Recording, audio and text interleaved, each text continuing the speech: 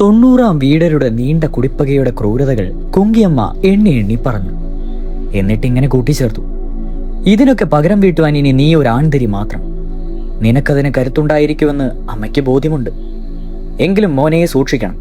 പുറത്തിറങ്ങി സ്വതന്ത്രമായി നടക്കുവാൻ ഇനിയും സമയമായിട്ടില്ലെന്നാണ് അമ്മയുടെ ഭീതി. ശത്രുക്കൾക്ക് കാതും 1000 കോമൻ പറഞ്ഞു.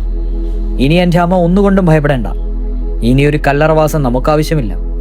എൻ്റെ അമ്മയെ ദുഃഖിപ്പിക്കുവാൻ ഒരു 90 വീടിനും ഇനി ധൈര്യപ്പെടുകയില്ല.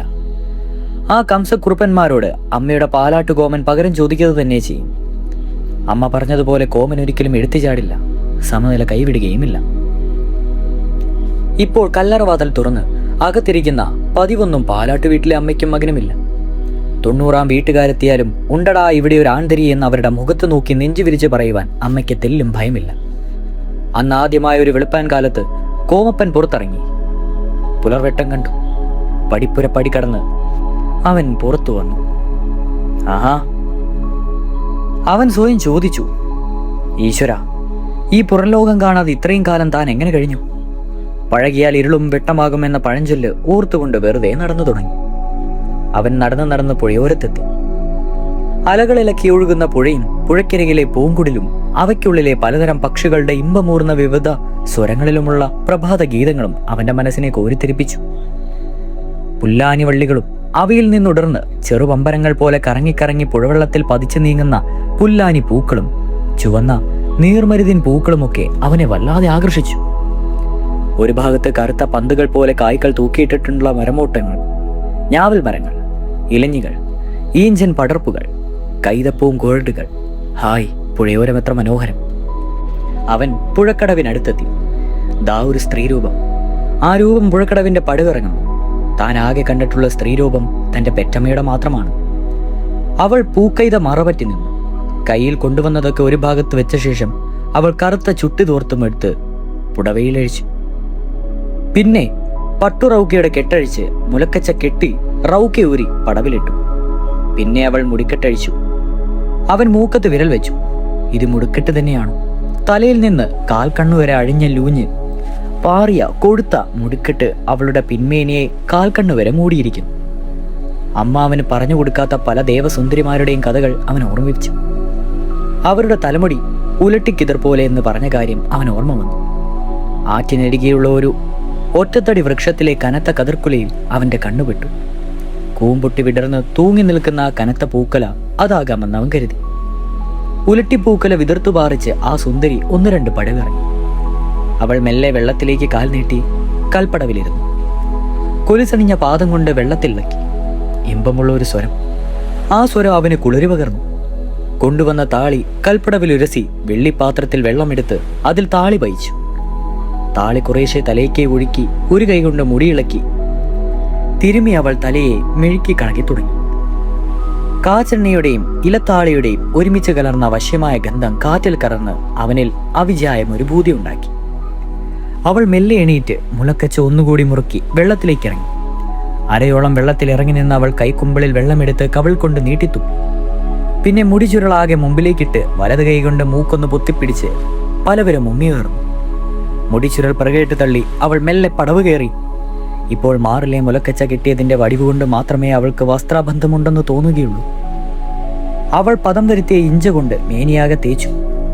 പിന്നെ അരച്ച ഇലയിൽ പൊതിഞ്ഞുകൊണ്ടുവന്ന കസ്തൂരി മഞ്ഞൾ പടവിൽ നിവർത്ത് വെച്ച് മുലക്കച്ചയഴിച്ച് ഇടം കൈ കൊണ്ട് പിടിച്ച് വലം കൈയിൽ മഞ്ഞൾ കുഴമ്പ് കുറേശ്ശെയെടുത്ത് നിറമാറിൽ ഇടം വലം മാറി മാറി തഴുകിത്തേച്ചു. പിന്നെ പാദം മുതൽ പൊക്കിൾ ചുഴി വരെ കസ്തൂരി മുങ്ങുകൾ കൊണ്ട് പൂശി.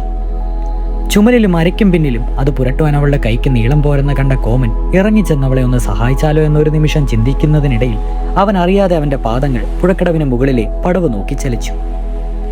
മേലെ കൽപ്പടവിൽ ആരുടെയോ കാലനക്കം കേട്ട് അവൾ അങ്ങോട്ട് നോക്കി. ഒരു പുരുഷൻ. അവൾ മാർത്തടം കൈകൊണ്ട് മറയ്ക്കുവാൻ പാടുപെട്ടു. ഇത്ര വശ്യമായ ദേഹവടിവിൽ ഇങ്ങനെയൊരു പുരുഷനെ അവൾ ഇതിനു മുമ്പ് ഈ പുഴക്കടവിനൊന്നും കണ്ടിട്ടില്ല. അവൻ അവളെ ഒരു കാഴ്ചവസ്തുവിനെ പോലെ നോക്കി നിൽക്കുകയാണ്. വിഭാണ്ഡ കാമുനി ഒരു പെൺതരിയുടെയും കണ്ണിൽ കാണാതെ വളർത്തിയ തന്റെ മകൻ ഋഷ്യശൃംഗൻ എന്ന യുവാവ് ആദ്യമായി തന്റെ മുമ്പിൽ എത്തിപ്പെട്ട അംഗരാജ്യത്തെ ഒരു സുന്ദരിയെ നോക്കുമെന്ന അവസ്ഥയിലായിരുന്നു അപ്പോൾ കോമൻ. ആ കഥ അമ്മ അവന് പറഞ്ഞു കേൾപ്പിച്ചിരുന്നതും അവൻ ഓർത്തുപോയി. എന്താ നോക്കി പേടിപ്പിക്കുന്നു? അവളുടെ ചോദ്യം കേട്ട് അവനൊന്ന് കണ്ണു ചിമ്മി. പെണ്ണുങ്ങളെ കണ്ടിട്ടില്ലെന്നുണ്ടോ? അതെ എന്ന് പറയാനാണ് അവന് പെട്ടെന്ന് തോന്നിയതെങ്കിലും അവൻ വീണ്ടും അവളുടെ മേനിയിൽ കണ്ണൊഴിഞ്ഞിങ്ങനെ നിന്നു. ഒന്ന് പുറംതിരിഞ്ഞേ, മുഴുവൻ കാണട്ടെ എന്ന് പറയുവാൻ പോലും അവൻ കൊതിച്ചു. അപ്പോഴാണ് അവളുടെ ചോദ്യം. നാണമൊന്നൊന്നില്ലേ? ഞാനെന്തിനു നാണിക്കണം എന്ന മട്ടിൽ അവൻ അവളെ ഒന്ന് നോക്കി. പെണ്ണുങ്ങൾ കുളിക്കുന്നത് നോക്കി നിൽക്കുന്നത് മര്യാദയാണോ എന്ന് ചോദിക്കണമെന്ന് അവൾക്കും തോന്നിയില്ല. അവളും അവൻ്റെ മേടിവിടവ് നുണയുകയായിരുന്നു. അതുകൊണ്ട് തന്നെ അവൾ ഇങ്ങനെ ചോദിച്ചു, ഏത് വീട്ടിലെയാ? ഇവിടെ അടുത്ത്. വീട്ടുപേർ പറയുവാൻ അവൻ്റെ നാവ് ഉളഞ്ഞെങ്കിലും പെട്ടെന്ന് എന്തോ ഓർത്ത് അവൻ മുഴമിച്ചില്ല. ഇവിടങ്ങളിലുള്ള വീടുകളൊക്കെ എനിക്ക് നന്നായി അറിയാം. എവിടെയായാലും പറഞ്ഞോളൂ. പറഞ്ഞാലത് മറ്റാരുടെയെങ്കിലും പറയുമോ? വിശ്വസിക്കാം. അങ്ങനെ പറയുവാൻ പാടില്ലാത്ത ഏത് വീടാണ്? ഏതായാലും പറയുക, എന്നെ വിശ്വസിക്കാം. ഞാൻ മറുചെവി അറിയിക്കില്ല. അവൾ കുനിഞ്ഞ നഖം കടിച്ചു. എനിക്കത്രയും ഇഷ്ടമായി. വിശ്വസിക്കാമെന്ന് അവനും തോന്നി. അവനും അത്രയ്ക്കായി അവളെ ഇഷ്ടപ്പെട്ടു. അവൻ പറഞ്ഞു, ഞാൻ കപ്പുളിപ്പാലാട്ടെ കോമൻ നായർ. അവൾ പട്ടാപ്പകൽ ഒരു പിശാചിനെ കണ്ട പോലെ എന്ന പോലെ ഞെട്ടി. പിന്നെ പടവുകൾ കയറി അവൻ്റെ അരികിലേക്ക് വന്ന് അവനെ അടിമുടി നോക്കി കണ്ണും മിഴിച്ച് ഇങ്ങനെ നിന്നു. കപ്പുള്ളിപ്പാലാട്ടെ ഒരു പുരുഷപ്രജ ഏതോ കലറയിൽ വളർന്നു കഴിഞ്ഞിട്ടുണ്ടെന്ന് ചില കഥകൾ അവളും കേട്ടിരുന്നു. ഏത് വീട്ടുകാരെയാണോ കാണുവാൻ പാടില്ലാത്തത്, ആ വീട്ടിലെ പെൺകുട്ടിയുടെ മുൻപിൽ ആ സത്യം ജീവനോടെ നിൽക്കുന്നു. അവൻ 2 പടവുകൾ ഇറങ്ങി അവളുടെ തൊട്ടടുത്തെത്തി. അവൾ പറഞ്ഞു, നമ്മൾ തമ്മിൽ കണ്ടുകൂടാത്തവരാണ്. അതെന്താ? ഞാൻ 90-ാം വീട്ടിലെ പെണ്ണാണ്, ഉണ്ണിയമ്മ. അത് കേട്ട് അവനിൽ ഭാവഭേദമൊന്നും കണ്ടില്ല. എന്താ, പേടിയില്ലേ? അവൾ ചോദിച്ചു. എന്തിനു പേടിക്കണം? അവൻ പറഞ്ഞു. 90-ാം വീട്ടിലെ ഒരു പുരുഷപ്രജയെ കണ്ടെത്തുവാൻ കൊതിച്ച പാലാട്ടെ കോമക്കുറുപ്പിന് മുമ്പിൽ ആദ്യം പ്രത്യക്ഷപ്പെട്ടത് അവിടുത്തെ ഒരു പെണ്ണ്. ഉറുമി പിടിക്കുവാൻ പെണ്ണുങ്ങൾക്കും വശമുണ്ട്. അത് തടുക്കുവാൻ ഭയമില്ലെങ്കിലും ആ കൺചിരുക കൊണ്ട് പയറ്റി തടുക്കുവാൻ കഴിയുന്നില്ല പെണ്ണെ. അവനും അവൾ ചിരിച്ചു. നമ്മൾ കുടിപ്പകക്കാരാണ്. തമ്മിൽ ഇഷ്ടം തോന്നാൻ പാടില്ലാത്തതാണ്. എൻ്റെ ആങ്ങളമാരായ കുറുപ്പന്മാർ അറിഞ്ഞാൽ അവൻ അവളെ മാറോടണിച്ച് കവിളിൽ ചുംബിച്ചു. എനിക്കിഷ്ടമായി. കസ്തൂരി മഞ്ഞളിൻ്റെ സൗരഭ്യം അവൻ്റെ മനം കവർന്നു. അവൾ അവൻ്റെ നെഞ്ചിൽ മുഖം ചേർത്തു. അവളുടെ വിറയാർന്ന ചുണ്ടിൽ അവൻ ഒന്നുകൂടി അമർത്തി ചുംബിച്ചു. അവൾ പറഞ്ഞു, എനിക്കും ഇഷ്ടമായി. ആരോ പുഴക്കടവിലേക്ക് നടക്കുന്നത് ദൂരെ നിന്നും ഉണ്ണിയമ്മ കണ്ടു. അവൾക്ക് ആളെ മനസ്സിലായി. അവളുടെ ഏട്ടത്തി ഉണ്ണിച്ചിരുത. 90-ാം വീട്ടിലെ 10 കുറുപ്പന്മാരുടെ 2 പെങ്ങന്മാരാണ് ഉണ്ണിച്ചിരുതയും ഉണ്ണിയമ്മയും. ഉണ്ണിച്ചിരുതയെ വേട്ടിയിരിക്കുന്നത് ഒരു കിഴവൻ വാഴുന്നവരാണ്. അതിൻ്റെ ഒരു മനം പിരട്ടൽ എപ്പോഴും അവളുടെ മുഖത്തുണ്ട്.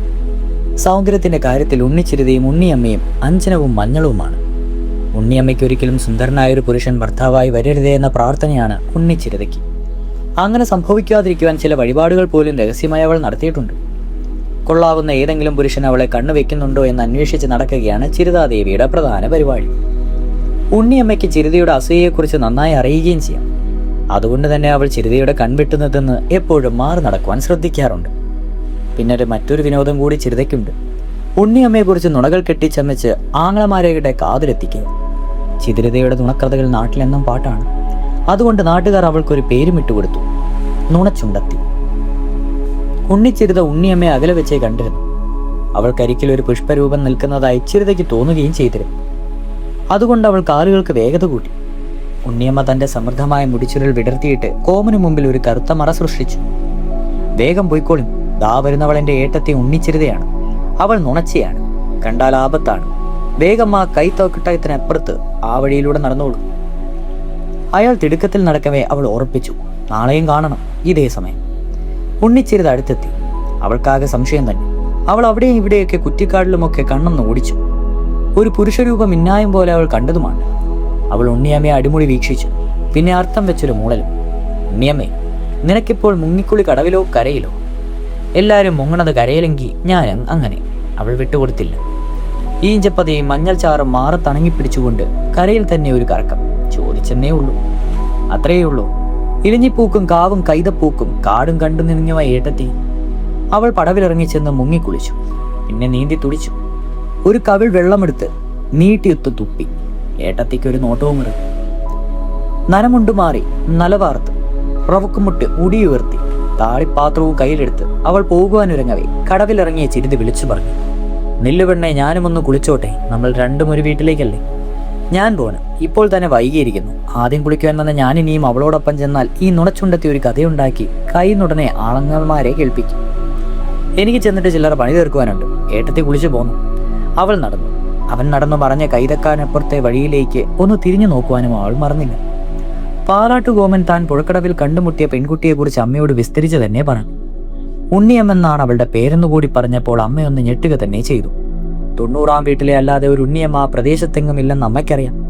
ഒടുവിൽ കോമനും അത് ശരിവെച്ചു. മകനെ കല്ലറയിൽ നിന്ന് പുറത്തിറങ്ങുവാൻ അനുവദിച്ചെങ്കിലും അവൻ ഇത്രത്തോളം ചെന്നടുക്കുമെന്ന് കുങ്കിയമ്മ കരുതിയില്ല. എൻ്റെ പരദൈവങ്ങളെ, എൻ്റെ പൊന്നുമോനെ കാത്തുകൊള്ളണമേ, അവർ കണ്ണു തുടച്ചുകൊണ്ട് പെറുപെറുത്തു. അടയ്ക്കായാൽ മടക്കിൽ വെക്കാം, കവുങ്ങായാലോ, അവർ പറഞ്ഞു. മോനെ, നീ ഇനി ഒരിക്കലും അവളെ കാണരുത്. അമ്മ അങ്ങനെ പറയരുത്, അവൻ പറഞ്ഞു. ഞാൻ അവളെ കൊതിച്ചുപോയി എന്നത് നേര് തന്നെ. പക്ഷെ അവൾ നമുക്ക് ശത്രുവല്ല.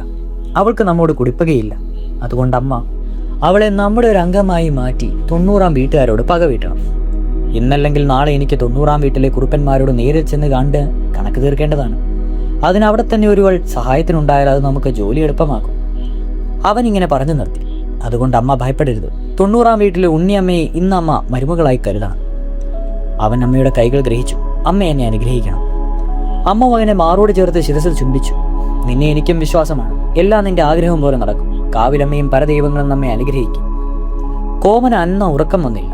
പുഴയോരവും പൂങ്കാവുകളും പുഴക്കടവും ഉണ്ണിയമ്മേരെ സുന്ദരിയും അരിയിളക്കവും അവന്റെ മുമ്പിൽ മാറി മാറി തെളിഞ്ഞു.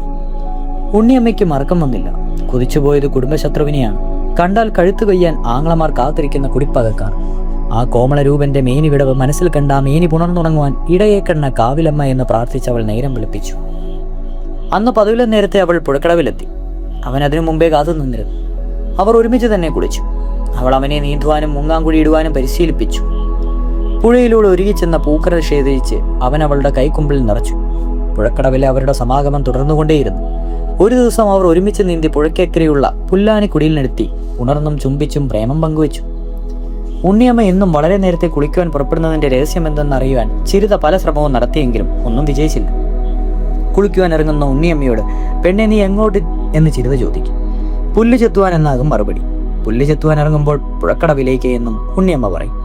അങ്ങനെ പുല്ല് ചെത്തുവാൻ ഇറങ്ങിയ ഉണ്ണിയമ്മയ്ക്ക് പിറകെ ഈഞ്ചിനും താളിയും എടുത്ത് കുളിക്കുവാൻ ഇറങ്ങിച്ചെന്ന് ഇളിഭ്യയാകുന്ന ചിരതയെ കണ്ട് അനുജത്തി ഉറക്കച്ചിരിക്കും. അവൾ പല്ലും ഞെരിച്ച് ഞെടക്കും. പുഴക്കടവിൽ എന്തോ രഹസ്യം പതിയിരിപ്പുണ്ടെന്ന് ഉണ്ണിച്ചിരതയ്ക്ക് ഉറച്ചു വിശ്വാസമുണ്ട്. അതെന്താണെന്ന് കണ്ടുപിടിച്ച് ആങ്ങളമാരെ അറിയിച്ച് ഇവൾ രച്ചാന്തി പഴിപ്പിക്കണം. അവൾ ഉറപ്പിച്ചു. അന്നവൾ എല്ലാ ജോലിയും മാറ്റിവെച്ച് ഉണ്ണിയമ്മയുടെ നീക്കങ്ങൾ ശ്രദ്ധിച്ചു. അവൾ പുഴക്കടവിലേക്ക് പോകുവാനുള്ള ഒരുക്കം തന്നെ. പോകട്ടെ, ഞാനും ഉണ്ടടി പിറകെ എന്ന് പറവുറുത്തുകൊണ്ട് ഉണ്ണിച്ചിരുത കരുതലോടെ ഉണ്ണിയമ്മയെ പിന്തുടർന്നു. ഉണ്ണിയമ്മ പുഴയിലിറങ്ങിയതും അവൾ ഒരു പൊന്തക്കരികിൽ ഒളിച്ചു നിന്നു. അവൾ കരുതിയതുപോലെ അക്കരെ പുല്ലാഴ്പിടയിൽ നിന്നൊരു പുരുഷൻ നീന്തിയെടുക്കുന്നു. അവൻ ഉണ്ണിയമ്മയുടെ അടുത്തെത്തിയതും ചിരിത നേരെ പടവിലേക്ക് നടന്നു. ഉണ്ണിയമ്മ അത് കണ്ടു. വേഗം മുങ്ങിക്കൊള്ളൂ, കരയിൽ നുണച്ചുണ്ടെത്തി. കോവൻ മുങ്ങി നിവർന്നത് അക്കരെ പുല്ലനിവള്ളി കുടിനരികി. പിന്നെ മുങ്ങിയതെങ്ങോട്ടോ. പെണ്ണെ, നിന്നോടൊപ്പം പെണ്ണുങ്ങൾ കുളിക്കുന്ന കടവിൽ മുങ്ങിയ പുരുഷനാര്? നീ അവനെ എവിടെ ഒളിപ്പിച്ചു? എന്താ എണ്ടത്തിക്ക് ഭ്രാന്ത് പിടിച്ചു? ഇവിടെ ആരും മുങ്ങിയില്ല, പൊങ്ങിയുമില്ല. പിന്നെ താൻ കണ്ടതോ? അത് ഇടത്തിയുടെ കൊതി കൊണ്ട് തോന്നിയതാവും. ചിരിത ഇരുത്തിയൊന്ന് മോളി. ഉണ്ണിയമ്മ ഒരു കവിൾ വെള്ളമെടുത്ത് നീട്ടിയൊന്ന് തുപ്പി. അടുത്ത ദിവസം കോമനുമുത്ത് അവൾ പുഴക്കടവിൽ ഇരിക്കവേ അകലെ ഒരു ആരവം. ഉണ്ണിയമ്മയോടൊപ്പം പതിവായി കടവിലിറങ്ങി മുങ്ങുന്ന വീരനെ കണ്ടുപിടിക്കുവാൻ ആങ്ങളമാരുടെ വരവാണ്. കുളിക്കടവിലേക്ക് വന്നവർ അരയോളം വെള്ളത്തിൽ നിന്നിരുന്ന് ഉണ്ണിയമ്മയുടെ ചുറ്റിനും കണ്ണുപിടിച്ചു. ആരുമില്ല. പിന്നെ അവൾ എവിടെ ഒളിപ്പിച്ചു? ഉണ്ണിയമ്മയോടൊന്നും ചോദിക്കുവാൻ നിൽക്കാതെ 90-ാം വീട്ടിലെ കുറുപ്പന്മാർ കടവിനപ്പുറം ഇപ്പുറവും പൊന്തക്കാടുകളിലും പുല്ലാക്കിടയിലുമൊക്കെ ഉറുമി കൊണ്ടും കുത്തിയിളക്കി പരിച കൊണ്ടടിച്ചും സൂക്ഷ്മ പരിശോധന നടത്തി. ഒരു കരുന്നരി പുറത്തു ചാടി ജീവനും കൊണ്ട് ഓടി. മൂത്ത കുറുപ്പ് വിളിച്ചു പറഞ്ഞു, അതിനെ വെറുതെ വിടരുത്. മന്ത്രം പഠിച്ചവൻ നരിയായി മാറും. കുറെ പേർ അതിനെ പിന്തുടർന്നോടി. പിന്നെ മടങ്ങി വന്നു. ആ നരിയും ഒരു നാരിയായിരുന്നു. നിരാശയായ കുറുപ്പന്മാരൊടുവിൽ ഉണ്ണിയമ്മയുടെ അടുത്തെത്തി. അവൾ അപ്പോഴും മാറോളം വെള്ളത്തിൽ മുടി ഇരുഭാഗത്തും വിതറിയിട്ട് അനങ്ങാതെ നിൽപ്പാണ്. കരയ്ക്ക് കയറി പെണ്ണെ, ആങ്ങളമാരുടെ കൽപ്പന. പെങ്ങൾ കുളിക്കുന്നിടത്ത് ആങ്ങളമാർക്ക് എന്ത് കാര്യം? ആങ്ങളമാരുടെ മുമ്പിൽ നനഞ്ഞൊട്ടിയ മുലക്കച്ചയുമായി അവൾ കയറി വരില്ലെന്ന് അച്ഛനോട് ചെന്ന് പറഞ്ഞുകൂടി. ആങ്ങളമാർ മുഖം കുനിച്ച് വേഗം സ്ഥലം വിട്ടു. കോവൻ ഉണ്ണിയമ്മയുടെ മുടിച്ചുരുളിനിടയിലെ തല പുറത്തിട്ട് നോക്കി. അങ്ങനെ നിന്ന് സൂഹിക്കേണ്ട, അവര് പോയി, വേഗം പുറത്തിറങ്ങിക്കോളി. ഉടനെയൊന്നും അവർ പോകരുതേ എന്നായിരുന്നു എൻ്റെ പ്രാർത്ഥന. അവൾ അവൻ്റെ കവിളിലൊന്ന് ഓടി. കുളിക്കടവിൽ താൻ കണ്ട പുരുഷൻ പാലാട്ട് വീട്ടിലെ രഹസ്യസന്ധതിയായ കോമനാണെന്ന് നുണച്ചുണ്ടെത്തി കുറുപ്പന്മാരെ അറിയിച്ചു. അന്ന് രാത്രി 90-ാം വീട്ടിലെ കുറുപ്പന്മാർ കപ്പുള്ളി പാലാട്ട് വീട് വളർന്നു. കോമൻ അവരെ നേരിട്ട് വകവരുത്തുവാൻ പറ്റിയ അവസരമായിരുന്നു വിട്ടും നനപൂർവ്വാതിന് ഉടുമ്പിടാതെ അമ്മയോട് പറഞ്ഞ ശേഷം അവൻ കല്ലറയിലേക്ക് ഇറങ്ങി. കുറുപ്പന്മാരെ കാണുവാൻ ഇനിയും സമയമായിട്ടില്ലെന്ന് അവൻ വിശ്വസിച്ചു. അവരെ അവരുടെ വീട്ടിലെത്തി നേരിൽ കാണുവാമെന്നായിരുന്നു കോമന്റെ ആഗ്രഹം. കുങ്കിയമ്മയ്ക്കും അങ്ങനെ തന്നെ. കുറുപ്പന്മാർ മുറ്റം കടന്നു വന്നു. കുങ്കിയമ്മ ഒരു തൂക്ക് മഞ്ചത്തിൽ വെറുതെയിരുന്ന ചാഞ്ചാണ്. എല്ലായിടവും പരിശോധന നടത്തിയ ശേഷം ആരെയും കണ്ടെത്താത്ത ദേഷ്യത്തിൽ പരാതിയിലിരുന്ന തട്ടവും പടിക്കെടുത്ത് തറയിലെറിഞ്ഞു. ചുമ്മാ കിടന്ന പട്ടിക്കൊരു ചവിട്ടും കൊടുത്ത് മോങ്ങിച്ച ശേഷം നിരാശയോടെ അവർ മടങ്ങി. അടുത്ത ദിവസം വലിയ വീശുവലികളുമായി 90-ാം വീട്ടിൽ പുഴക്കടവിലെത്തി. പാലാട്ടുകോമന് 3-4 ദിവസം വരെ വെള്ളത്തിൽ മുങ്ങിയിരിക്കുവാനുള്ള സിദ്ധിയാണെന്ന് ആരോ പറഞ്ഞിരുന്നു. വീശുവലകളുമായി നീങ്ങിയ കുറുപ്പന്മാരെ കണ്ട് ജനം മൂക്കത്തെ വെല്ല് വെച്ചു. കുറുപ്പന്മാർ ജാതി മാറിയും. പുഴയാകെ ഇളകി കലക്കി കുറുപ്പന്മാർ വല വീശി. ഒടുവിൽ വലയിൽ കയറിയ കുറേ തവളകളെയും നീർക്കോലികളെയും ഉറുമികൊണ്ടെന്നല്ലാതെ വെട്ടിനുറുക്കി കൈത്തരിപ്പ് മാറ്റി അവർ സ്ഥലം വിട്ടു. തവളക്കോമനും നീർക്കോലിക്കോമനും തുലയട്ടെ. കുളിക്കടവ് കലക്കി മറിച്ചതിന് വെളുത്തിൻ്റെയും കുളിക്കാനിറങ്ങുന്നവരുടെയും തെറി കാതുകുളിരെ കേട്ടത് മിച്ചം. കല്ലറയിൽ മുങ്ങിയ കോമൻ വീണ്ടും പുഴക്കടവിൽ ഉണ്ണിയമ്മയ്ക്കരികിൽ പൊങ്ങി. അന്നവൻ അവളോട് പ്രതിജ്ഞ ചെയ്തു, ഇനി ഞാൻ നിന്നെ കാണുവാൻ വരുന്നത് 90-ാം വീട്ടിലെ നിന്റെ കിടപ്പറയിൽ.